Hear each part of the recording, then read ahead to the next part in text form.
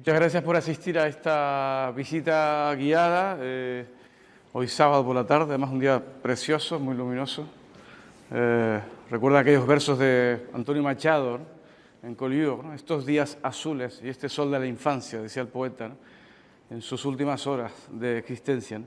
Bueno, gracias por venir. Esta es una exposición dedicada, como ustedes saben, a Óscar Domínguez, a su época, a su contexto. Veremos algunos otros autores, aparte de Domínguez, que de alguna manera contextualizan la obra del pintor y nos van a ayudar un poco a comprender este movimiento colectivo que es el surrealismo en el que se inscribe Óscar Domínguez. Así de entrada, para situarnos, luego hablaremos un poco de las cronologías y situaremos al pintor en sus años y en su itinerario, pero una definición interesante que nos aporta Juan Manuel Bonet en el Diccionario de las Vanguardias es la siguiente, dice: Domínguez, junto a Miró y Dalí, es el tercer gran nombre que la pintura española ofrece al surrealismo internacional. Con lo cual ya tenemos una constelación y ya rápidamente situamos a nuestro pintor en un orden de cosas, ¿no? Hoy podríamos añadir, junto a Miró, Dalí, Esteban Francés y Remedios Varo, ¿no? Que también son pintores españoles. Domínguez es uno de esos grandes nombres que España aportó a la pintura surrealista. Bueno, para iniciarnos, para comprender la obra de Óscar Domínguez, no hay nada mejor que visualizar algunas fotografías de su adolescencia realizadas por Celina Calzadilla, una mujer extraordinaria que le lleva 6 años, es una chica, digamos, de la bohemia santacruzera, de aquel grupo Pajaritas de Papel, de esa vanguardia, en fin, que tiene lugar en Santa Cruz de Tenerife, antes de aquel gran itinerario de la revista Gaceta de Arte y su grupo. Esta fotografía que realiza Celina Calzadilla, de Óscar Domínguez, precisamente se sitúa, ¿no? Vemos al pintor, al que sería este gran pintor, en las playas del norte de Tenerife, en Guayonje, en esos lugares donde hay arena negra, donde vemos un mar de impresionantes movimientos, esa luz atardecida, ¿no? Digamos que ese contexto natural es el que va a acompañar a Domínguez en sus primeros años de vida, su adolescencia, y que está muy presente en su pintura. Va a influenciar la condición natural, digamos, de la isla, la sobreabundancia natural va a ser definitiva y definitoria en su obra. Vamos a ver aquí otra fotografía.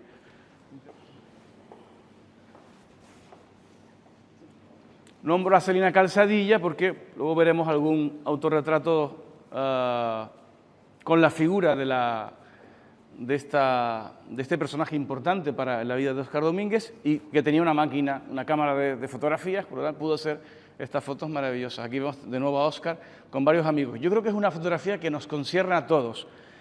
Todos y todas las que estamos aquí hemos jugado a hacer castillos de arena en una playa negra cuando éramos niños. Ese recuerdo infantil de jugar en la playa, ese recuerdo inicial de subirnos a una roca, ¿no? Y ser embestidos por una ola atlántica, digamos, es un recuerdo que nos concierne a todos. De otra manera que la pintura de Domínguez, la experiencia de su creación, en cierto modo va a ser compartida y vamos a poder entender mejor esa obra, ¿no? Decían los surrealistas que las islas, ¿no? Había una condición mágica, ¿no? La condición mágica de las islas, dice André Breton en su visita a Tenerife en el año 35 con Jacqueline Lambert y con Benjamin Perret. ¿Qué es esto de la condición mágica de las islas? Bueno, es sencillo. Cuando uno sube al Teide y te encuentras con el mar de nubes, ¿no? Por mucho que lo hayas visto 20 veces, siempre es algo sobrecogedor. Es algo poéticamente imaginativo y alucinante, ¿no? Esa es la condición mágica de las islas. La arena negra, el mar de nubes, la lluvia horizontal, la corona forestal, todos esos, digamos, esos condicionantes naturales que, en cierto modo, son no surrealistas, pero sí surrealizantes, ¿no? Son mágicos, y eso está en la obra de Domínguez, ¿no? Bueno, para iniciarnos en su obra, si me permiten, gracias, vamos a ver situarnos en una... Cuidado con el piano, luego explicaré, porque es una mesa piano, es un bar, ¿no? creado por Domínguez y Marcel Jean. Verán que las teclas no suenan. Imagino que Domínguez y Marcel Jean, su amigo, el historiador del surrealismo, pues meterían aquí las botellas, ¿no? Y luego pues se sentarían a charlar, a ver sus proyectos y apoyarían el codo en este lado de la mesa con algún sifón, ¿no? Es un objeto surrealista, ¿no? Lo cuenta el historiador en uno de sus libros, ¿no? Dice, Domínguez se ha dedicado a hacer objetos surrealistas, dice, ¿no? Ha hecho un piano, ¿no? Ha hecho una brouette capitonnée, un objeto que está en el Museo de la Ville de Paris y muy fotografiado. Y bueno, es una pieza incorporada recientemente a la colección. El piano que está muy presente en algunas de las pinturas, como ahora también veremos. El piano es un objeto que comparte también con la pintura de Salvador Dalí, que ustedes saben que en un primer momento del surrealismo pues, es todo, es un creador en potencia y que va a influenciar a muchos pintores de aquel momento. En el caso de Domínguez, sin embargo, la influencia de Dalí, digamos que se produce, Domínguez se apropia, ¿no?, de esa suerte de chorreamiento de las masas de color, muy del surrealismo, ¿no? Esas formas blandas, se diría. Recuerden los relojes delicuescentes, ¿no? Esos relojes que se van derritiendo y se confunden con el paisaje, ¿no? Se convierte, ¿no?, se licúan, ¿no?, de alguna manera. Bueno, pero es que Domínguez se apropia de esto porque es que también a él le interesa manejar, ¿no?, que su obra funcione como la propia naturaleza, la propia orografía insular, ¿no?, la propia orografía lábica, magmática, ¿no?, el territorio volcánico, ¿no?, que a su manera va formando los espacios de esta manera también licuosa y muy caprichosa, ¿no? Digamos que él hace suyo esta práctica daliniana de, como digo, por otra parte, consustancial a toda forma de surrealismo, ¿no?, en este momento. Esto es La bola roja, una pintura del año 1933, y creo que muchos de los conceptos, digamos, del surrealismo están aquí presentes, ¿no? Bueno, hemos hablado de estas formas, digamos, acuosas, ¿no?, que tienen que ver con cierto azar, cierto automatismo en el gesto, ¿no? Yo pinto, ¿no?, y miro hacia otra parte, o sea, dejo que el gesto lleve, ¿no?, la pincelada, con lo cual la razón no está ahí tan presente, ¿no?, como en otro tipo de pinturas donde hay mucho raciocinio, ¿no?, mucho dibujo, mucho elemento predeterminado, ¿no? Domínguez ataca la pintura directamente, no hay demasiado pensamiento previo en él, ¿no?, en este periodo por lo menos, ¿no? Bueno, esto es un concepto ya inicial. Luego, la mujer del cuadro está mirando hacia otra parte, nos está negando. Podría haber estado mirando de frente, pero está mirando hacia otra realidad. El mundo del sueño, lo onírico, ya nos presenta un gran tema del surrealismo, ¿no? Todo ese mundo que tiene que ver con lo onírico, con el sueño, con lo soñado, ¿no?, con otra cosa, con otro mundo. Pero es que aquí está pasando algo, decía el historiador del surrealismo, ya falleció hace ya algunos años, lo veremos luego en un vídeo al fondo de la exposición, Saran Alexandrian, estuvo aquí en 2006 en Tenerife, le decía, no, esto claro, parece, la bola roja parece un truco de magia, parece el ojo escindido de la cavidad ocular, ¿no? Ustedes dirán, bueno, ¿qué cosa, no? Bueno, podría ser. Recuerden la película de Dalí y Buñuel, cuando hay un corte, ¿no?, y aparecen unas nubes, ¿no? ¿Qué significa eso? Una nueva forma de mirar. El corte permite, ¿no?, la apertura de la visión, ¿no? La visión se abre hacia otra cosa. Y aquí está sucediendo algo parecido. Hay un truco de magia, hemos pillado, digamos, la pintura en su momento de transformación, está pasando algo, está ocurriendo algo, ¿vale? Como cuando uno empieza una novela y de repente empiezas por el medio, ¿no?, ya está avanzada la acción, ¿vale? Aquí hay un corte, hay un elemento de corte que vamos a ver en muchas pinturas hoy de Óscar Domínguez de este periodo y parece que está sucediendo esta cosa, ¿no?, que podemos interpretar en efecto, como diría Saran, como una entrega a una nueva forma de ver, ¿no? Bueno, aquí tenemos, sí, cuidado con el piano porque ocupa su espacio y podemos tropezar. Aquí tenemos una pintura también de este primer momento. Vean interesante el mundo, este mundo insular que decíamos, de las fotografías, el mundo vegetal. Piensen en los acantilados, ¿no? Las cuevas de acantilado en Guayonje, esos paisajes muy naturales, muy bestiales, años 20, años 30. Tenemos a un Domínguez que nace en el día 7, ¿no? Siempre se ha dicho el día 6, bueno, el día, en fin, por el día de Reyes, ¿no? Nace como un rey, por lo tanto. El día 7 de enero de 1906 y va a morir el 31 de diciembre a las 12 de la noche del año 57. Esa sería la cronología. 1906, 1957 o 1958, porque muere a las 12 de la noche, ¿no? ¿Vale? Pues en esa gran cronología tenemos a Domínguez, que nace en La Laguna, que como ustedes saben va a tener una presencia constante porque su padre tiene fincas allí, en el municipio de Tacoronte, en Guayonje, donde hoy todavía se conserva. Esto de conservar es una palabra un poquito, en este caso, irónica, porque está en ruinas, un castillete, un manoir, un pequeño castillo en una loma, en una cima, desde la cual uno ve el horizonte marino. Yo he estado allí alguna vez y se comprende muy bien, incluso algunos de los cuadros puedes ver casi que son una transcripción de aquel lugar tan natural, ¿no? tan inquietante, ¿no? Desde el punto de vista de los valores naturales que posee, ¿no? Bueno, como decía, el padre tiene plantaciones de frutales, envía a Domínguez en el año 27, lo vemos ya a Domínguez en París, haciéndose cargo de los negocios de esa empresa de frutas de su padre, en fin, que vendían fruta ahí en Le Hall, en París, muy cerca de la zona donde está el Georges Pompidou, ¿no? Esos mercados. Pero piensen al joven Domínguez más bien vinculado al mundo de la noche, de la bohemia, de las pasiones, del amor, de la luz. Claro, un joven canario en París en aquel momento, pues, ¿no? Entregado al color, ¿no? A la alucinación de toda aquella nueva vida y va un poco a descuidar aquellos negocios para los que había sido encomendado, ¿no? Bueno, en el año 36 vemos a Domínguez en Tenerife a cuenta de una exposición, la exposición de Aldan, ¿no? Había ya sucedido la exposición del año 35, surrealista.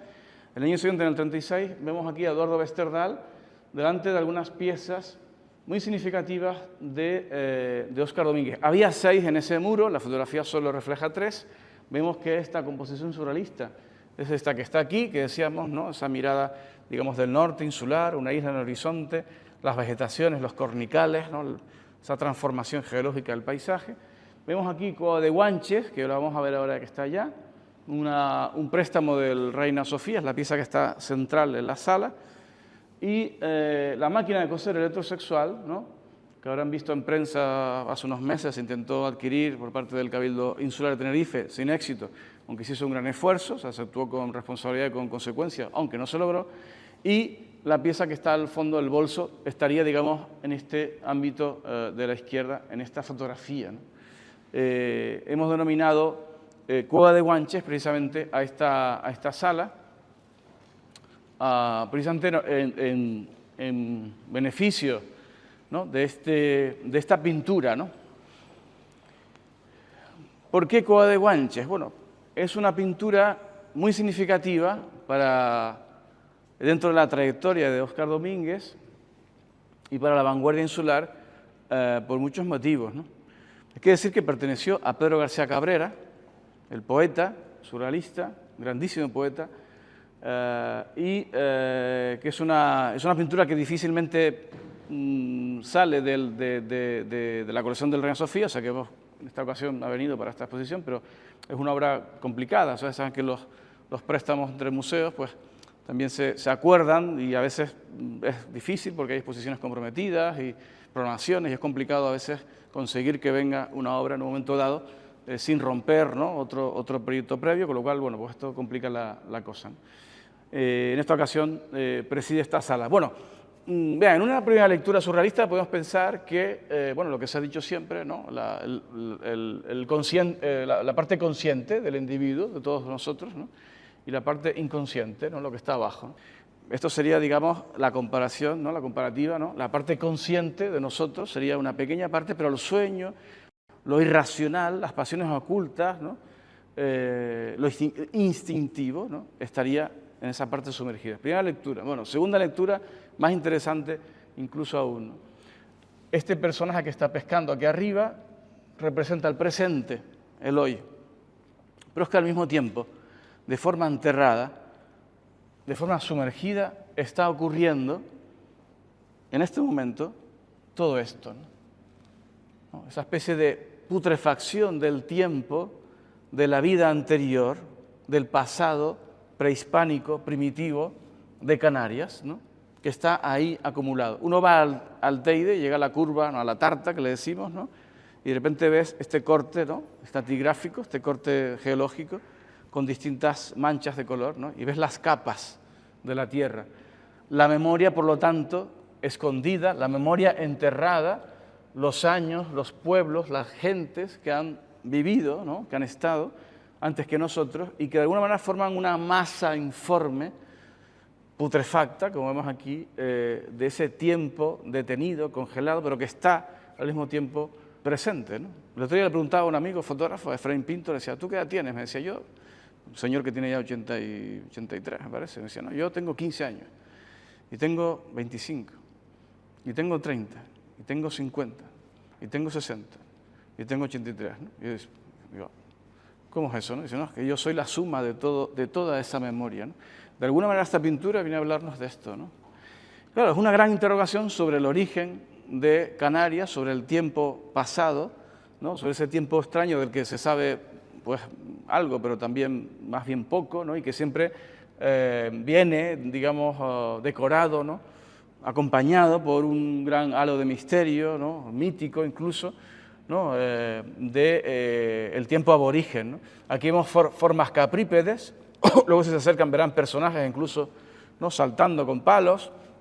Impresionante la figura totémica de estos personajes, yo diría mujeres, pero bueno, son cuerpos en definitiva que están sosteniendo esta columna, ¿no? De taller, ¿no? de estanterías, de capas, ¿no? De sedimentos, de ese tiempo congelado. En definitiva, Domínguez se está preguntando por el origen de Canarias, ¿no? Es una gran interrogación. Pero lo hace también Millares, ¿no? Y aquí ustedes me permitirán, como comisario, que hayamos practicado una licencia, ¿no? Comisarial, introducir una exposición dedicada a Domínguez a otro pintor, otro gran pintor español, otro gran pintor canario, como es Manolo Millares, ¿no? Saben ustedes que Millares, él lo cuenta en sus memorias, visitaba de forma muy habitual el Museo Canario de Las Palmas, donde ustedes saben que hay un montón de cráneos aborígenes, hay momias, pero no solo él, también los hermanos Padorno, Chirino. Digamos que era un lugar secreto, un lugar de reunión. Ellos iban allí a hablar sus cosas, a hablar de poesía, de manera parecida como hacía André Breton y Supol con el Museo Gustave Moreau en París, cuando escriben Les Champs Magnétiques, los campos magnéticos, en el año 19, es el primer gran libro de escritura automática, y es igual, es un museo un tanto vetusto, ¿no? Un poco rancio, digamos, ¿no? De unos museos, digamos, decimonónicos, con una presentación de los objetos muy en estanterías, ¿no? Este Museo Canario, y de esa visión, de esas reuniones, de esa visión, digamos, de las momias, de los cráneos, de objetos de la cultura material aborigen, Millares va a desarrollar una pintura, primero unas pictografías, unos signos, ¿no? Muy primitivos, muy abstractos, y luego, con el tiempo, va a desarrollar esa serie de las arpilleras y los homúnculos, ¿no? ¿Qué es esto, no? Son obras hechas con telas, con sacos, con cuerdas, con cajas, con materiales innobles, por lo tanto, ¿no? Ya nos está hablando un poco de la pobreza, de una cierta materia inestable, ¿no? Y unos desgarramientos, ¿no? Hay unos cortes, hay violencia en el gesto, ¿no? ¿Qué significa esto? Bueno, es digamos, la identidad interrumpida, ¿no? de Canarias, ¿no? Ese tiempo roto, ese no saber, ¿no? El origen de las cosas, ¿no? El origen de Canarias es precisamente lo que Millares está practicando en esta pintura. Obras que tienen, por cierto, una condición casi de sacrificio en muchos casos. Verán ustedes que tiene en muchos Millares, hay como, podríamos pensar que son crucifixiones modernas, ¿no? Bueno, es verdad que la crítica ha hablado mucho de la obra en blanco y negro, digamos, en el franquismo, ¿no? En la España del franquismo. También la influencia de los maestros españoles, ¿no? En fin, Goya, por ejemplo, es evidente, pero la lectura más inmediata, la primera, incluso la que él suscribe, es esta que estamos comentando. Bueno, de aquí venimos y damos un salto en este primer ámbito. Tenemos allí Cova de Guanches del 35, esta pieza del 68, y nos vamos a Maribel Nasco, que es una pintora, por cierto, ayer mismo acaba de inaugurar una exposición de sus pinturas recientes, aquí en una galería de arte de Santa Cruz de Tenerife, pero esto es un metal del año 72. ¿Vale? En el caso de Maribel Nasco, que es la única artista viva de esta exposición, hemos querido incluir una pieza recientemente incorporada a la colección de TEA, a la colección del Cabildo Insular de Tenerife, precisamente porque siempre nos ha parecido que a su manera esto es una pequeña cova de Guanches, ¿no? Hay violencia en el gesto, hay desgarro, hay estos orificios que aparecen que recuerdan como a esas grutas precisamente de las montañas, esas interrogaciones, ¿no? Es una pintura que también nos está interrogando a su manera sobre todo esto que estamos hablando. En el caso de Maribel Nasco, no de forma tan evidente, ella no tiene un propósito de hablarnos sobre el motivo, digamos, prehistórico de las islas. En su caso, más bien, estábamos en un discurso sobre la escultopintura, lo que se llamó, o sea, objetos, digamos, con una tentativa escultórica, metálica en este caso, que que conservan la forma de la pintura habitual, el cuadrado, ¿no? Digamos, ¿no? Y sin embargo tienen una tentativa de espacialidad, ¿no? Es lo que se llama la escultopintura española, que denominó Carlos Sareán, un concepto que ha quedado un poco olvidado, ¿no? Es un momento en el que se debate la pintura entre la figuración y la abstracción, y hay un decantamiento, ¿no? Casi apasionado por lo abstracto, ¿no? Estos años 70, desde el año 72 perteneció a la colección La Conca y ahora pertenece a la colección del Cabildo Insular de Tenerife. Bueno, por aquí tenemos, antes de pasar al siguiente ámbito, tenemos que recordar, bueno, la exposición verán que tiene acompañada algunos textos, varios textos que habría que detenerse en ellos, leerlos.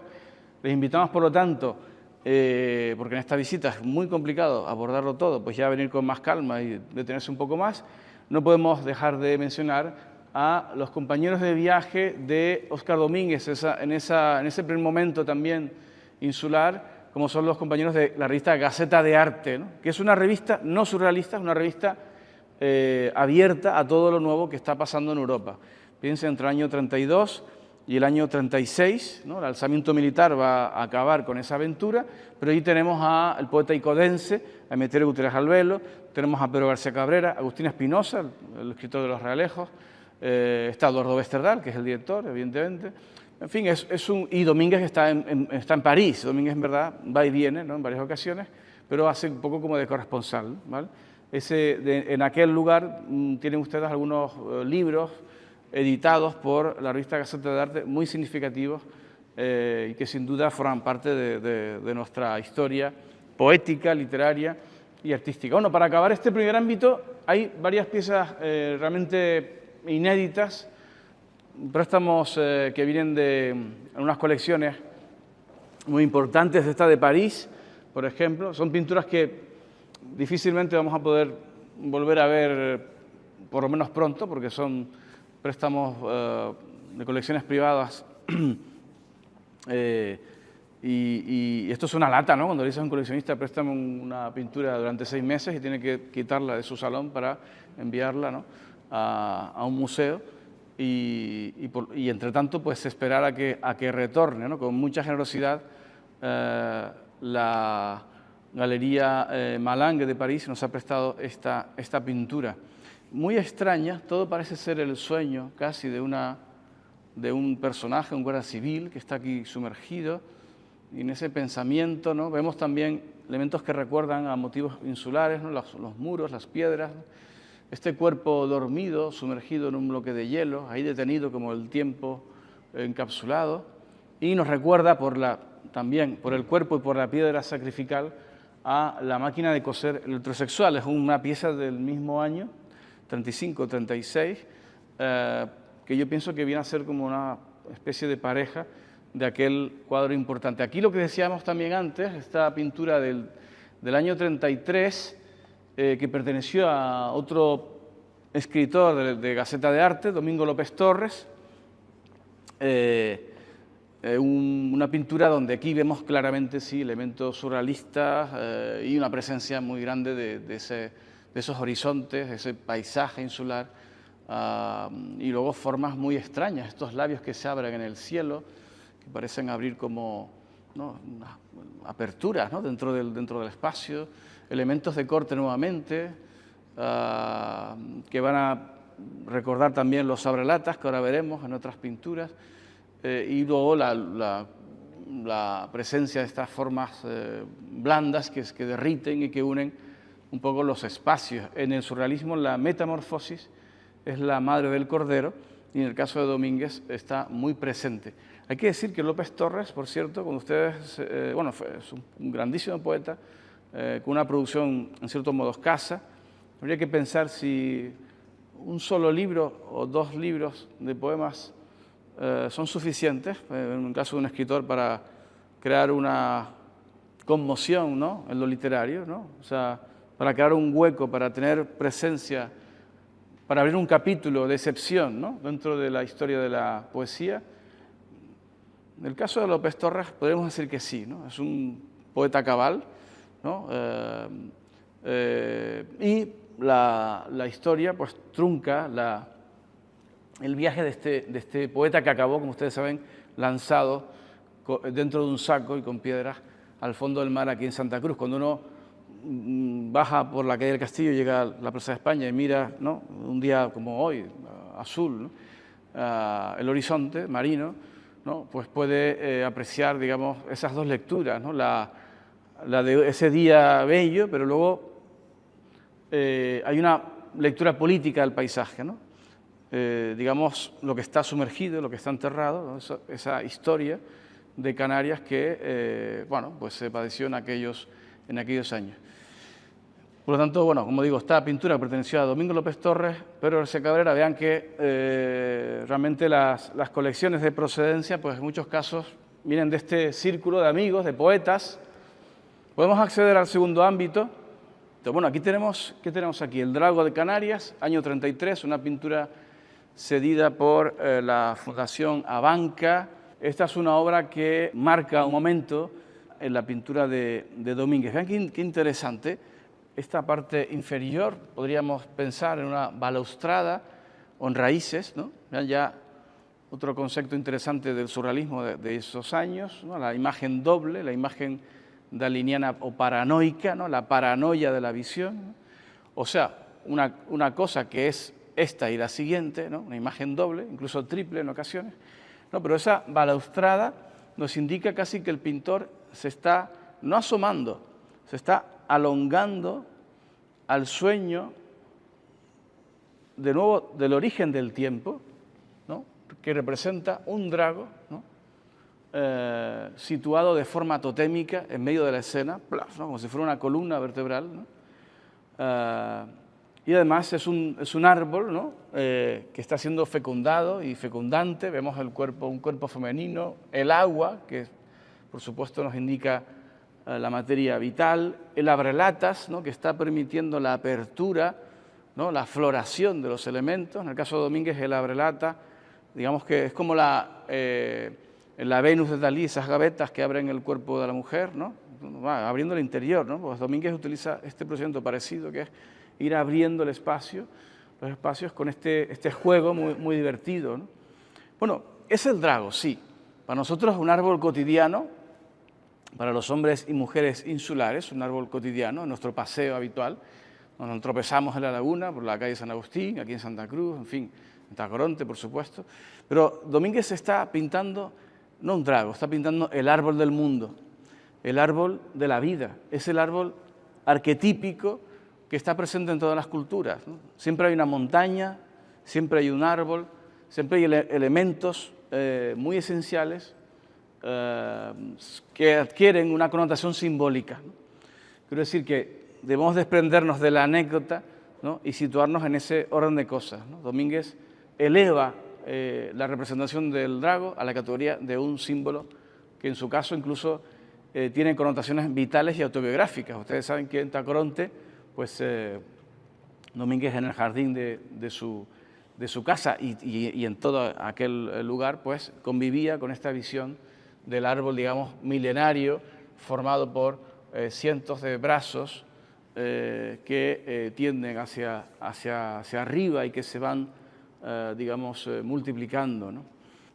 A Domínguez en París lo van a llamar, a calificar, le dragonnier de Canaries, ¿no? El drago de Canarias. Por lo tanto, podemos pensar, ¿no?, que este árbol tiene una gran significación para él y llega a convertirse en una especie de alter ego, ¿no?, del propio pintor, ¿no? Hay un león situado en la copa. Saben ustedes que el león en el surrealismo suele interpretarse, es un elemento codificado, ¿no?, con la imaginación, con el deseo, no el deseo sexual, me refiero al deseo, ¿no?, la capacidad de desear, de imaginar, de ver más allá, ¿no?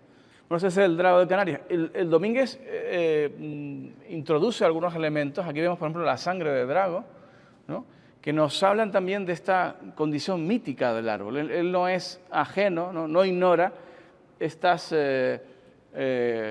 imágenes, ¿no?, digamos, la leyenda que acompaña al árbol, ¿no? Aquí tenemos al gigante de la Autava, ¿no? Recuerden ustedes los viajeros a las Islas Canarias, los científicos botánicos alemanes, franceses, en fin, Sabino Berthelot, Humboldt, Williams, ¿no?, Fouget, todos hablan del drago, ¿no?, como un elemento realmente prehistórico, un elemento inquietante, ¿no?, por su porte, por su elevación. Y aquí tenemos al drago más famoso de todos los tiempos, que fue el gigante de la Autava, que estaba en los jardines de Franchi, en L'Orotava, ¿no? Fue destruido en 1819, si no me equivoco, por una tormenta, que vemos ya el drago medio, diría Machado, en su mitad partido, ¿no? Y después otra tormenta ya a finales del siglo acabaría con él, ¿no? Pero vean que hay una puertecita aquí debajo, vean el tamaño de los personajes, ¿no? En fin, en su visita en el año 35, André Breton hablaría en sus textos: a los pies de la Orotava se encuentra el árbol más famoso del mundo, ¿no? Y se refería justamente a este árbol que él no pudo ver, pero sin embargo lo soñó, ¿no? O de esas leyendas, ¿no?, de esos cuentos sobre este árbol milenario, llegó a sus oídos y se enamoró de esa historia, como un poco las damiselas se enamoraban de Amadís de Gaula sin haberlo visto, no solo por la leyenda que llegaba a sus oídos. Bueno, vean qué interesante estas fotografías que hemos querido introducir, ¿no?, en este caso de Baena, la gente situada al lado del árbol, ¿no?, que se quieren fotografiar con él, ¿no?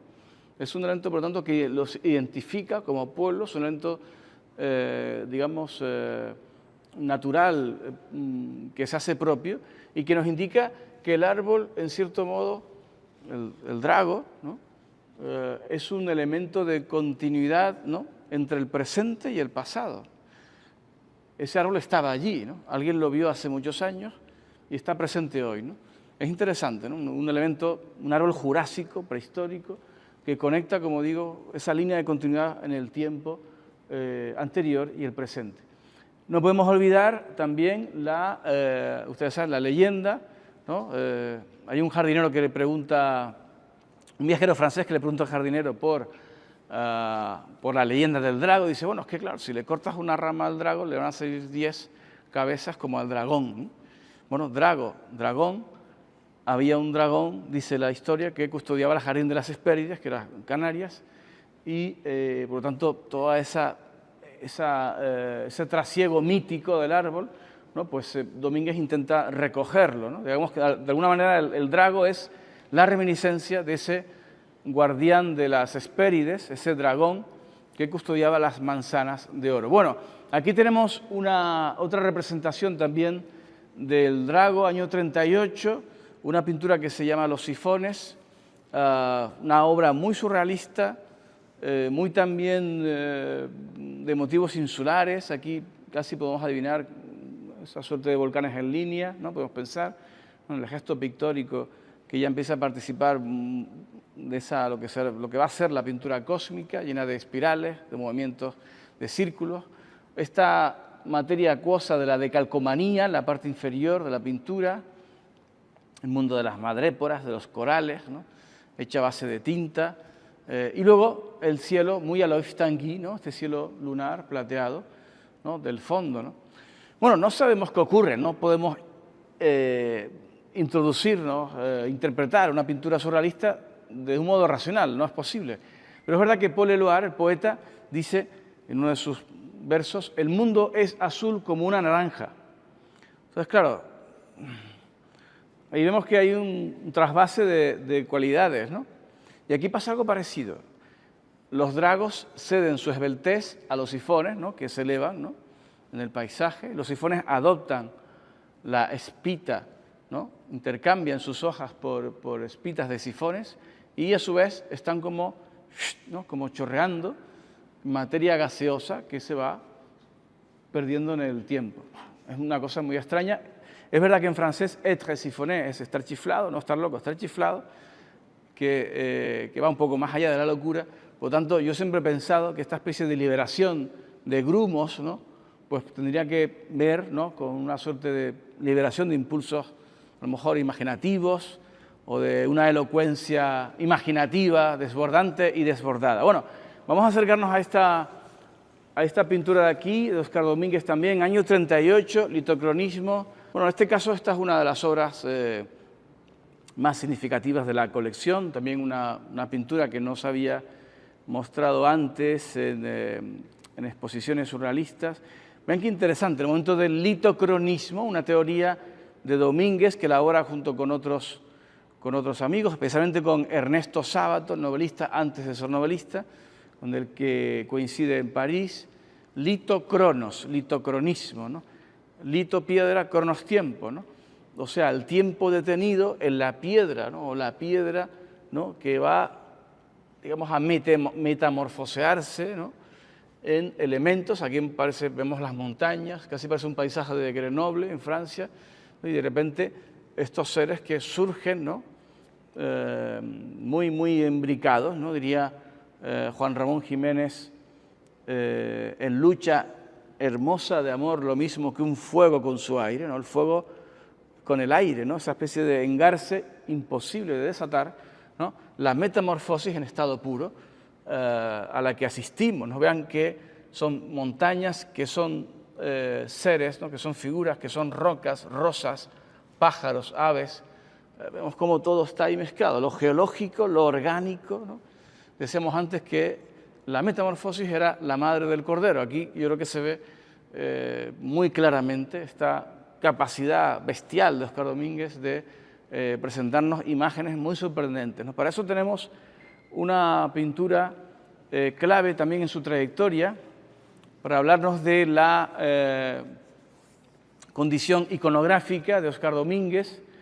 Esa apisonadora detiene su paso al encuentro de un vaso de agua y de una simple rosa, elementos que simbolizan la vida, el amor, todo lo bello, todo lo hermoso, ¿no? Bueno, la apisonadora representa la catástrofe, podríamos pensar, ¿no? Vean cómo Domínguez, este es su poder, su fuerza, iconográficamente nos presenta una imagen de la utopía, ¿no?, que el paso aniquilador de la máquina, que la guerra, que la catástrofe detenga violentamente su paso al encuentro de un pensamiento bello, de un poema, de un beso, de un gesto amoroso. Increíble la metáfora que nos presenta Domínguez en esta pintura. También tenemos otra lectura de mucho interés. Vean cómo la naturaleza va recuperando o intenta recuperar su espacio, ¿no? La máquina está siendo detenida por vegetaciones que surgen de repente y una libélula, ¿no?, con su leve pose sobre la máquina, frena el paso catastrófico de esta bestia de la tecnología, ¿no?, del progreso, del falso progreso al que, por cierto, todos asistimos y compartimos en nuestros días, ¿no? Vean que varias libélulas sujetan el tiempo, ¿no? Lo detienen en el aire, porque han robado los relojes, ¿no? Y se los han llevado, ¿no? En fin, quiero decir que no es tanto, en el caso de la obra de Domínguez, no es tan importante muchas veces el perfecto acabado del trazo, ¿no? Que la pintura esté perfectamente, ¿no? Perfecta, ¿no? Acabada, sino la capacidad para dar a ver, ¿no? La capacidad visionaria del pintor, ¿no? Mostrarnos imágenes sorprendentes, imágenes siempre inquietantes y nuevas. Vean la dificultad. A ustedes le dan un papel en blanco, un lienzo en blanco, y le dicen, siéntese ahí y póngase a escribir o a pintar, ¿no? A ver a quién se le ocurre, ¿no? Llegar a esta idea, ¿no? A mí me parece, desde luego, sorprendente. Bueno, aquí tenemos alguna pieza, un dibujo que perteneció a Marcel Ferry, de la que ahora hablaremos, que se acaba de incorporar a la colección. Esta pieza viene de la Reina Sofía, es un préstamo particular de París. Y vamos aquí avanzando, una obra del final del año 57 de Oscar Domínguez. André Breton, refiriéndose a la pintura de Domínguez, dice, bueno, Domínguez utiliza un limpia-parabrisas, ¿no? Bueno, en el fondo, vean que es una técnica de borrado, ¿no? Ese grattage, esa especie de espátula, ¿no? Que arranca, ¿no? O disuelve o esparce fragmentos de la pintura y va a crear como esas ondas que Domínguez recupera al final, porque esta pieza del año 57 que hemos incluido aquí en esta sección, ¿no? Pues correspondería a otro momento más hacia el final, pero nos parecía que daba un juego muy interesante en este momento. Bueno, aquí tenemos otros compañeros de viaje, tenemos a Remedios Varo, una habitación llena de gente, personajes que entran, que aparecen, ¿no? Casi como si fueran presencias muy, en fin, de ese mundo muy fantasmal, ¿no? de Remedios, tan inquietante, que tanto nos apasiona.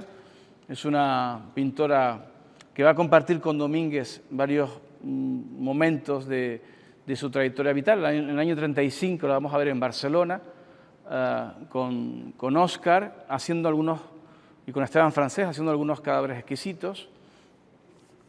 Y aquí tenemos a Leonora Carrington, una pintura que nos ha llamado mucho la atención también por su relación con una de las piezas clave de nuestra colección, Le Dimanche, de Oscar Domínguez, año 35. En el caso de Leonora Carrington, pues dentro de ese mundo imaginativo, surrealista figurativo, ¿no? Vemos estos animales que están casi jugando a la representación. Hay un cambio de escala, ¿no? Los animales se representan y, ¿no? El cuerpo parece que se agranda de forma exuberante, ¿no? Ante la presencia de estos personajes mágicos, estos ambientes, estas escenas siempre donde la magia está muy presente, el sueño, lo onírico, y que son escenarios muy, muy inquietantes. En el caso de Leonora, ¿no? Tuvimos una exposición hace poco en Madrid que recorría todo su periplo vital y donde también veíamos que pues la acompañaban algunos otros compañeros de viaje. En este caso, nosotros hemos querido, en la exposición de Oscar Domínguez, introducir también pues estas otras voces que ayudan, como digo, a contextualizar su obra. Bueno, aquí tenemos Le Dimanche, año 35, una pintura, yo creo que de las más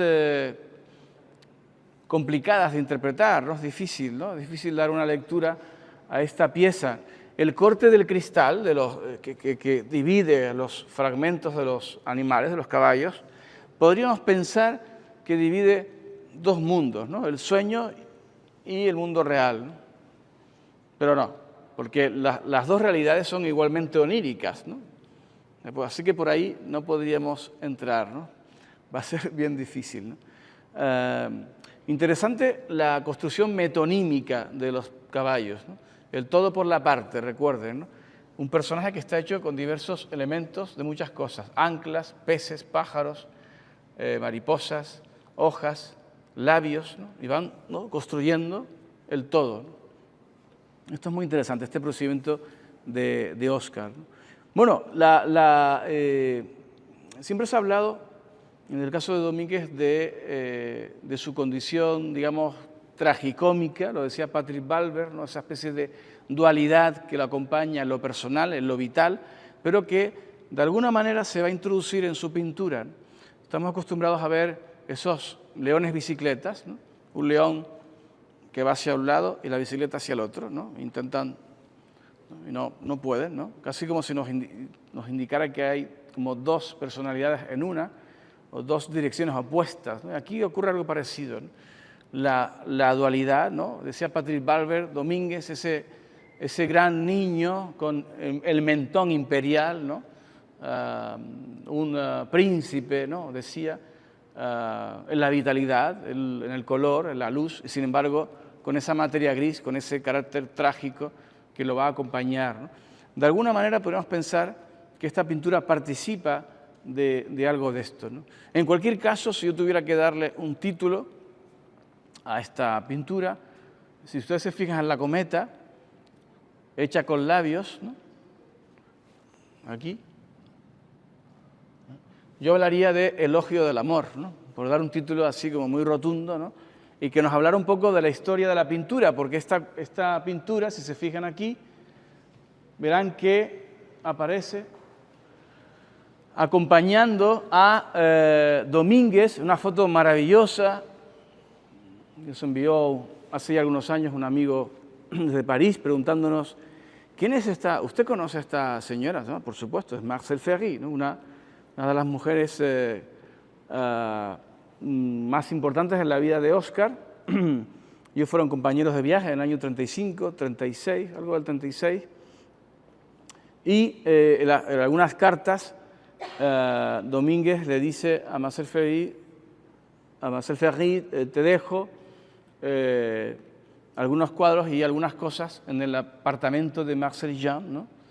Precisamente por un viaje que él va a hacer a Tenerife en el año 36 para la fotografía, la exposición de Aldán, ¿no? Que vimos antes cuando comentamos la fotografía donde está Eduardo Westral con algunos cuadros, ¿no? Domínguez viaja en el año 36 a Tenerife y un episodio clave, le va a pillar el alzamiento militar aquí, se va a esconder en casa de su tía Julia en el Puerto de la Cruz, ¿no? Va a ir caminando hasta el Puerto de la Cruz, se va a esconder allí y luego, esto es un capítulo que no se sabe muy bien qué ocurre, va a conseguir volver a París, ¿no? No se sabe muy bien cómo consigue salir. Hemos olvidado comentar algunas de estas piezas que están aquí, perdón, ya me olvidaba. Importantes, aquí tenemos a Victor Brauner, algunas otras pinturas litocrónicas de Oscar Domínguez y aquí René Magritte del año 28, una obra de la colección también de TEA, Tenerife Espacio de las Artes. Vean qué interesante, no es un Magritte al uso porque estos juegos que hace Magritte habitualmente entre la realidad y la ficción, estos personajes con bombín, estas ventanas, ¿no? Que nos presentan también la realidad misma, tal vez en nuestra colección no nos encajarían tanto. Estas sí, vean la línea del horizonte, esa playa de arena negra, ¿no? ese amanecer azul, ¿no? Como del principio de los tiempos, y el personaje prehistórico, el dinosaurio, el dragón, ¿no? En este caso con pies y manos humanas, ¿no? Ese momento original del tiempo, ¿no? Pero que en el fondo representa, estamos en el año 28, podemos pensar la bestialidad de lo humano, ¿no? Magritte parece que está haciendo aquí una referencia a esa carga, digamos, autodestructiva, ¿no? De la propia condición humana, ¿no? En cierto modo podemos pensar que la pintura va un poco por ahí, ¿no? También es verdad, el año 28 es momento de entreguerras y de alguna manera vendría a resumir, ¿no? Buena parte de la historia de la humanidad de ese momento. Bueno, aquí tenemos una pared de la pintura cósmica. Aquí tenemos una pared dedicada a la pintura cósmica de Oscar Domínguez, año 38, 39, algo del 40, con piezas realmente muy significativas. Esta pintura del año 38 es un paisaje cósmico realmente en fin, de unas grandes dimensiones. Domínguez suele ser un pintor de dimensiones medias, pero es verdad que en algunos momentos vemos que utiliza estos grandes formatos. Bueno, aquí tenemos también ese discurso doble del que hablamos, ¿no? Vemos que es una pintura ya donde está presente el automatismo, ¿no? El automatismo sería lo contrario a lo figurativo, ¿no? Figurativo, ¿no? Formas que reconocemos, ¿no? Pero en el automatismo, ¿no? Hay más bien una deliberada pulsión del gesto, ¿no? Que lleva la pintura por sí sola. Es como escribir sin pensar, ¿no? Liberar a la pintura del pensamiento, dejarla libre. Marcel Jean, su amigo, dice, Domínguez pinta espirales, ¿no? En su atelier, ¿no? París, mientras va saludando a gente que entra en su apartamento, ¿no? Y él continúa dejando el gesto libre. En cualquier caso, ¿qué va a aparecer? Pues aparecen de nuevo los barrancos, ¿no? De alguna manera están ahí muy presentes, formas geológicas, ¿no? Y sobre todo esta materia en formación, ¿no? Magmática, ¿no? De nuevo estamos ante un pintor que vuelve a tirar, ¿no? Del uso de su infancia, de la imaginación de su niñez, en esos acantilados del Tacoronte nativo, en el norte de Tenerife, porque esta alusión a lo geológico está aquí muy presente. Pero digo, esa materia en formación, esa materia magmática, algo que está sucediendo, una inminencia en la materia, podemos pensar de forma positiva, ¿no? En el nacimiento de un mundo, el nacimiento de una isla en el horizonte, algo que se está formando, ¿no? Pero también estas espirales, estos agujeros negros, podríamos pensar que aluden a profundas catástrofes geológicas, al fin del tiempo. Por lo tanto, es una pintura, son pinturas de esta serie cósmica que nos habla de esos dos momentos, el principio o el final, ¿no? De alguna manera, ¿no? Es una pintura realmente de mucho interés, muy personal, ¿no? Digamos casi de los periodos más personales de Óscar Domínguez, más valorados hoy en día. Vean qué imaginativo, qué increíble, ¿no? Esa apoteosis de la brelata, casi parecen olas, ¿no? Que están entrando, ¿no? en una lucha por tomar la escena, ¿no? del cuadro, pero en el fondo, en fin, también es un objeto, ¿no? Vean el abrelatas, ¿no? Cómo nos permite, ¿no? La apertura de la imagen, de la pintura. Es una obra que Domínguez regaló a Leo Mallet, al escritor Leo Mallet, con ocasión de su boda, y que viene de esa colección. Bueno, aquí tenemos otras pinturas también de esta misma serie cósmica, esta de Reina Sofía, aquella de una colección particular parisina, aquellas otras dos de la colección TEA, esta que viene del Iván, de Valencia. Ven qué interesante, antes decíamos, por si no se lo creían, ¿no? La alusión, decíamos por el león, ¿no? Digamos la representación del artista dentro de la pintura. Siempre, normalmente cuando aparece un animal, sobre todo estos animales en sacrificio, decíamos que tiene que ver con una representación del propio pintor. Aquí vemos que hay una D, ¿no? De Domínguez, ¿no? Una espada con una D que está atravesando el animal, ¿no? Un animal con dientes y con ojos humanos, ¿no? Una especie de alusión, como decimos, al sacrificio del propio pintor en su condición vital, humana, y en su condición como propio pintor, como diría Domínguez, solo en la plaza, como un torero y un toro que mueren en mitad de la tarde. Bueno, aquí tenemos una pintura del año 40 de la colección TEA, una de las piezas más representativas de este momento. Vean que ya estamos hablando de una especie de eterno retorno de los elementos, lo terrestre, que es acuoso, que es aéreo, ¿no? En fin, la alusión también a ese aprendizaje de Óscar, de los maestros antiguos. Un poco aquí vemos alguna escena del Greco, podríamos pensar, elementos ocultos, una máquina de escribir. Vean la metamorfosis, lo vegetal, que es animal, parece una flor carnívora, por lo tanto una flor que es también un animal inquietante, ¿no? Tremendo, casi el producto de una pesadilla, ¿no? Bueno, esta pintura nos sirve para hablar del concepto de la belleza convulsiva, que es un concepto del surrealismo, que acuña el surrealismo, y precisamente tiene que ver con la presencia de imágenes que nos presentan una belleza, digamos, que tiene que ver con lo oscuro, con la pesadilla, con el terror, con imágenes muy, muy inquietantes, productos de un sueño tremendo, ¿no? Podemos pensar, por ejemplo, en una tempestad, ¿no? Algo hermoso, muy bello, la naturaleza en eclosión, pero que sin embargo nos sobrecoge, nos aterra. Podemos pensar en seres como, no sé, los arácnidos, ¿no? También, que son arquitectos perfectos, construyen, ¿no? sus arquitecturas, ¿no? Decía Lorca, ¿no? Soy la muerte y la belleza. Bueno, y sin embargo son seres que nos aterran, ¿no? De alguna manera Domínguez está presentándonos una pintura que se ha formado, ¿no? A la manera de la propia naturaleza, con esa violencia, ¿no? Lo natural es violento, ¿no? Es trágico y es hermoso a la vez, ¿no? Y eso es lo que quiere el pintor, representar la belleza en su estado puro, ¿no? Con la violencia intrínseca de lo natural, ¿no? Bueno, aquí tenemos otras pinturas cósmicas, esta de nuestra colección, los platillos volantes del año 39, y allí vemos el cometa, situado en la parte superior. El cometa es una pintura, podemos pensar que es un poco, si me lo permiten, podemos pensar que hay cierta torpeza en la ejecución, ¿no? Alguien podría decir, ¿no? Esas manchas, esos grumos de pintura sobre el lienzo. Pero de nuevo volvemos a la idea de antes. Lo importante aquí es la capacidad para mostrarnos una revelación, ¿no?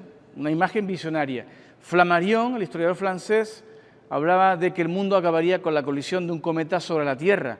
Y aquí vemos precisamente un cometa, una estrella que en deliberado descenso, en fuga, casi va a colisionar, ¿no? Con una ciudad fantasmagórica arriba, a la izquierda, y abajo hay un mundo barbelé, ¿no? Un mundo de alambradas, ¿no? Que cortan el ambiente, cortan el aire y desde luego nos presentan algo no demasiado amable, ¿no? Sin duda Domínguez, ¿no? En ese año 40 representa una escena también de este momento trágico, ¿no? Eduardo Westerdal diría que estas pinturas de alambradas representaban o tenían que ver con campos de concentración, con elementos bélicos de aquel momento. Bueno, no sabemos si hay una traslación directa, pero sí es verdad que son, desde luego, elementos que nos inquietan. Bueno, dentro de esta pintura cósmica tenemos aquí una obra de Roberto Mata, un pintor muy importante en este momento. Piensen que Domínguez va a practicar esta pintura automática junto con otros también pintores de ese momento, Roberto Mata, Gors van Palen, Raúl Lubac, Seligman. Es todo un colectivo de pintores que están buscando una tercera, incluso una cuarta dimensión, lo cual es imposible dentro de la pintura, de la superficie pictórica, ¿no? De alguna manera se abren gavetas, se abren espacios, es abrir escalas en lo real, ¿no? A través del discurso iriscente, ¿no? del fuego, de la luz, del propio color de la imagen, ¿no? Como abrir capas en el espacio. Es un juego que van practicando estos surrealistas en esos años finales de los años 30. Bueno, vamos a situarnos en otro orden de cosas. Estamos ya en la recta final de nuestra visita. Bueno, en el año 40, Domínguez va a ser uno de estos pintores que va a viajar a Marsella, como ustedes saben, año 40, 41, a la espera de conseguir un visado para salir a Estados Unidos. Él está practicando aquella pintura cósmica en ese momento, una pintura muy gestual.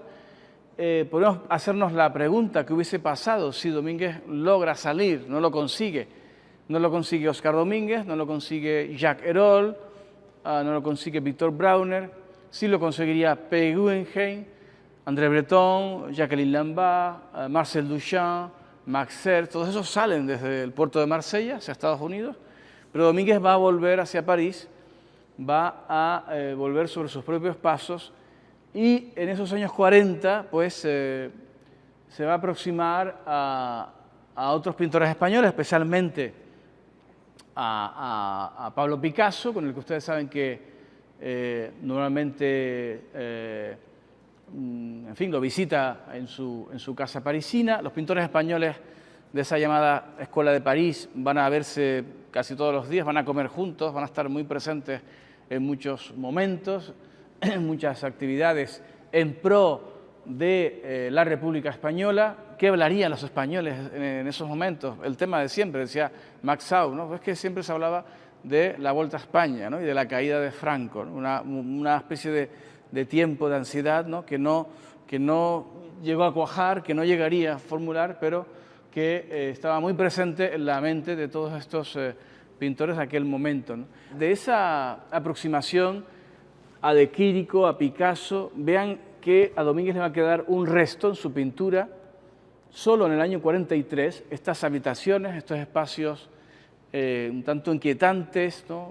La figura del revólver que aparece, la ausencia de la figura humana, nos produce cierta conmoción. El mundo de las redes que viene de aquellas pinturas allí va ahora a transformarse en esta otra cosa. El mundo pétreo de la pintura cósmica va a transformarse también en esto otro. Aquí en la Venus del Ebro va a crear como una suerte de arquitecturas. En fin, es un momento muy interesante, solamente año 43 va a ser esta pintura. Nos da cuenta, como digo, de otro episodio de el pintor. Bueno, aquí tenemos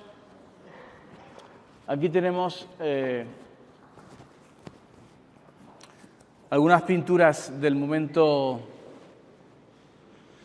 de los años 40, momento picasiano, se ha dicho. Bueno, hay una aproximación, como decíamos, a Picasso, en efecto, y dentro de ese periodo hay una pieza muy interesante, importante de nuestra colección, que es el Caballo de Troya, que es esta, ¿no? Domínguez va a pintar en estos momentos donde va también a viajar, esta es del año 47, va a tener una representación importante de la República Checa a partir del año 46, va a realizar varias exposiciones, participa en enero del 46 en una gran exposición en la Galería Manes de Praga, de todo el grupo español, una exposición claramente, en fin, promovida por el gobierno español en el exilio de la República, por lo tanto eran exposiciones pro-republicanas, y vemos que pinta esta suerte de carromatos que llevan personajes, hay caballos, hay toros, hay revólveres, hay personajes que surgen y que se suman a esos carromatos de guerra. Las pinturas de este momento están muy marcadas por la condición, digamos, republicana del pintor. Se suele decir, se ha dicho, una cosa incluso decía Domingo Pérez Mini, que Domínguez era un ser apolítico, ajeno a toda dialéctica, se decía, ¿no? Bueno, esto hemos visto con el tiempo que no es tan así, ¿no? Alain René visitó a Óscar Domínguez en el año 47 en su estudio y tenemos la proyección de aquel documental, de aquel vídeo que quedó inconcluso, no sabemos por qué quedó inacabado. Podríamos pensar que a lo mejor, habiendo iniciado Alain René, el joven Alain René, el joven cineasta, el filme, la película, pues en un segundo momento, pues Domínguez le cerraría la puerta de forma violenta o tendría algún tipo de expresión inadecuada, ¿no? El caso es que no fue acabado. Hay otros vídeos de otros compañeros de viaje, como de Couteau o del pintor Labisse, que sí fueron concluidos. Este no, pero para nosotros es un documento excepcional. Son 5 minutos prácticamente donde vemos al pintor, ¿no? Con esa gran personalidad, el pincel en mano, ¿no? Ese mentón imperial que decíamos antes, ¿no? Ese gran porte, en la azotea de su taller, ¿no? En París, y luego imágenes en el interior. Vemos que hemos proyectado el vídeo sobre una pantalla de piedra que nos ha acompañado en la exposición, ¿no? La presencia de la piedra, presente porque hemos querido trabajar sobre lo geológico, sobre todo la pintura cósmica, la pintura de las cuevas de Guanches, ¿no? Toda esa pintura más personal de Óscar Domínguez, y nos parecía que un elemento como la piedra, y aquí ha sido fundamental la colaboración del diseñador Samuel Cabrera, nos permitía, digamos, crear cierto diálogo entre el continente y el contenido. Bueno, aquí tenemos algunas pinturas que se han incorporado muy recientemente a la colección, estas dos, ya de un periodo final, año 54. El templo perteneció a la colección de Eduardo Westerdal y de Maud Bonneau, o Maud Westerdal. Vean qué interesante, ya los años 50, Domínguez recurre, como diría el pintor Juan Ismael, ¿no? Pinta de memoria, ¿no? Juan Ismael, estando fuera de Canarias, dice, yo pinto de memoria, estaba pintando motivos insulares, estando fuera de las islas, ¿no? De alguna manera Domínguez, ¿no?, al introducir el elemento de la montaña, vamos a pensar en un Teide, pero más bien en la montaña, arquetípica, como decíamos antes, ¿no?, está recuperando algunos elementos que están en su memoria guardados de alguna manera. Aquí la decalcomanía, de nuevo, y el umbral, ¿no?, la puerta. Siempre que hay un umbral, una ventana, una puerta, pues nos permite adentrarnos o imaginarnos, ¿no?, una suerte de adentramiento en algo no visible, ¿no? Una pintura que nos confesaba Hugo Westerdal, el hijo de los Westerdal, que Maud tenía una gran querencia por esta pieza, ¿no?, que hemos incorporado recientemente a la colección. Aquí tenemos de su último periodo, año 56, de este periodo informalista, un poco influenciado por la abstracción lírica francesa. También vemos que aquí utiliza Domínguez una pintura muy suelta, donde introduce una capa de color sobre lo pintado, que luego va a borrar, ¿no?, y va a aparecer lo que está escondido, lo que está debajo, ¿no? De nuevo la técnica del limpiaparabrisas, ¿no?, de quitar, ¿no?, y esta figura de pájaros, de seres alados que surgen, son como una suerte de fósil, ¿no?, pictórico, ¿no?, que está ahí enterrado y va a surgir. Vamos a ir al último ámbito de la exposición para ya acabar.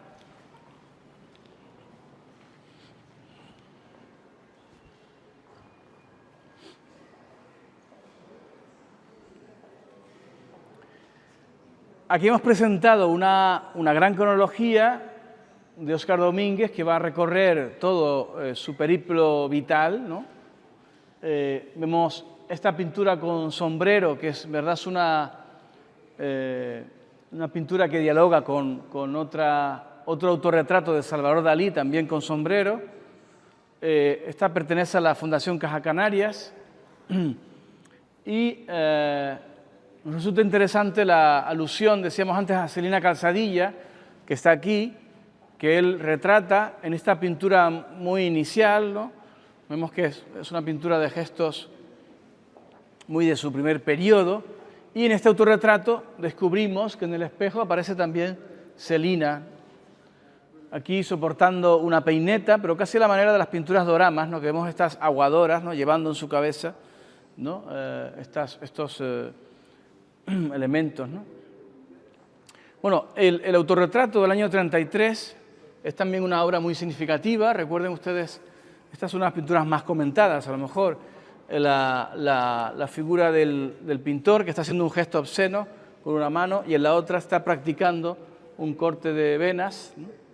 Está, por lo tanto, hablándonos de ese momento final en París, el 31 de diciembre a las 12 de la noche del año 57, cuando lo espera la vizcondesa de Noailles para la fiesta de fin de año, y Domínguez no aparece en aquel chateau de la Plaza de los Estados Unidos en París, donde lo esperaban. La vizcondesa manda un chofer a la casa y van a descubrir al pintor moribundo en su apartamento. Había practicado ese mismo gesto que en el año 33 nos había anunciado de alguna manera en una pintura premonitoria, ¿no?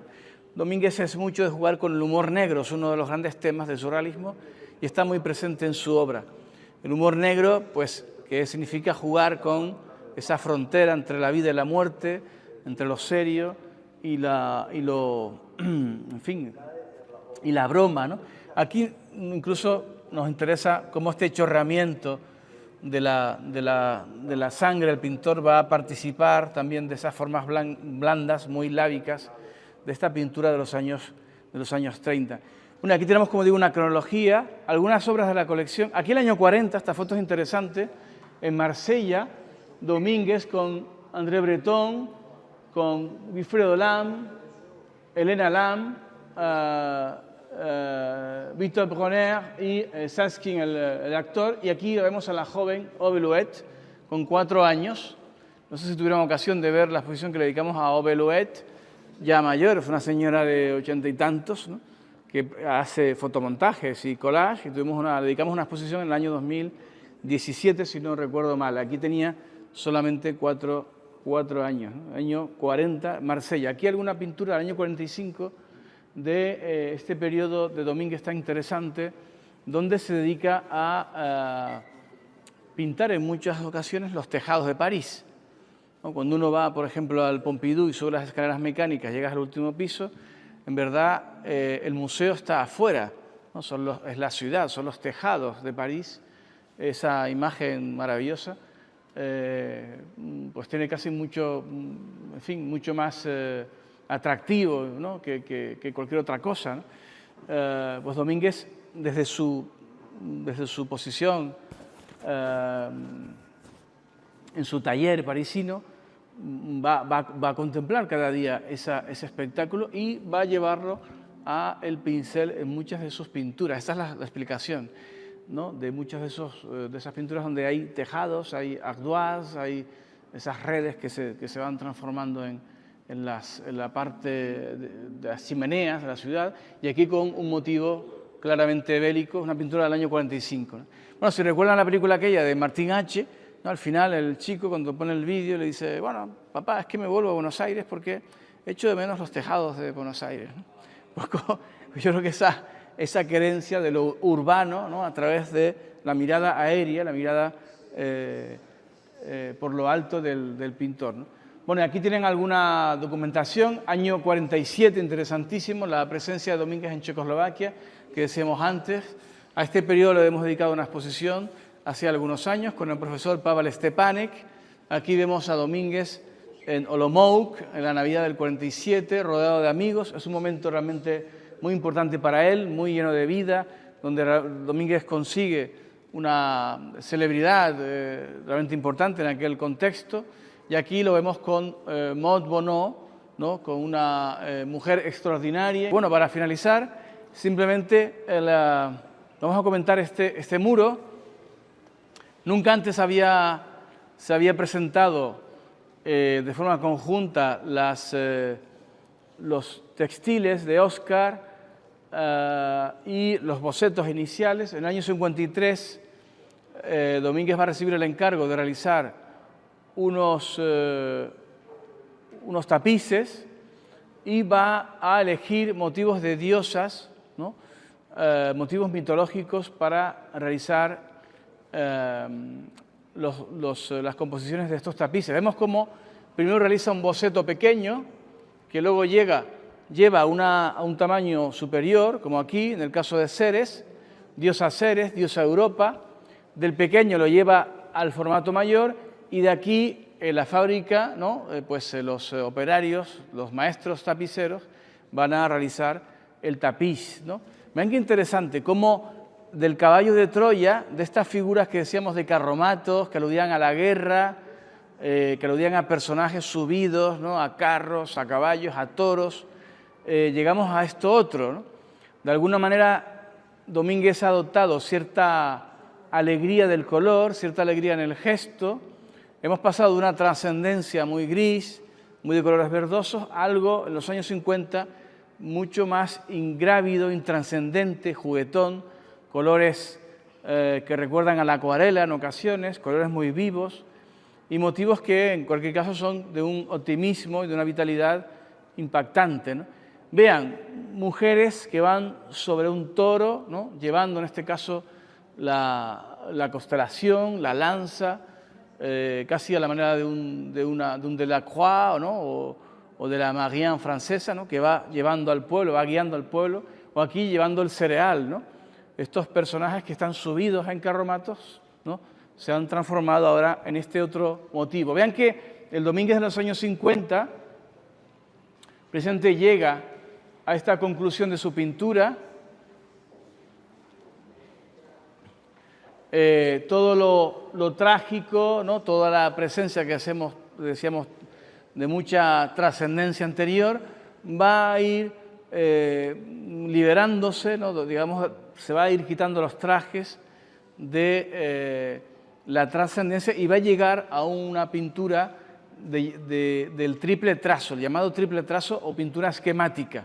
Nunca antes, como en este periodo, estuvo tan presente el dibujo, ¿no? Vemos que todas las figuras, aquí vemos una paleta, un lienzo, un personaje que pinta, todos están delineados por el dibujo y por la presencia de un pequeño espacio en blanco que va como a elevar las formas. Es como, digamos, saltar de la imagen de un revólver real a uno de juguete, ¿no? Ese salto entre lo trágico y este otro momento, digamos, intrascendente, juguetón y lúdico. Bueno, vamos a dejarlo aquí. Muchas gracias por su presencia. La exposición estará abierta hasta el día 29 de octubre y, como digo, hay mucho texto, hay muchas obras. Creo que merece una segunda visita más sosegada, una invitación a la lectura y a detenernos un poco más en las cosas. En esta visita pues solo podemos abordar algunos aspectos así como muy generales. Muchas gracias por la presencia.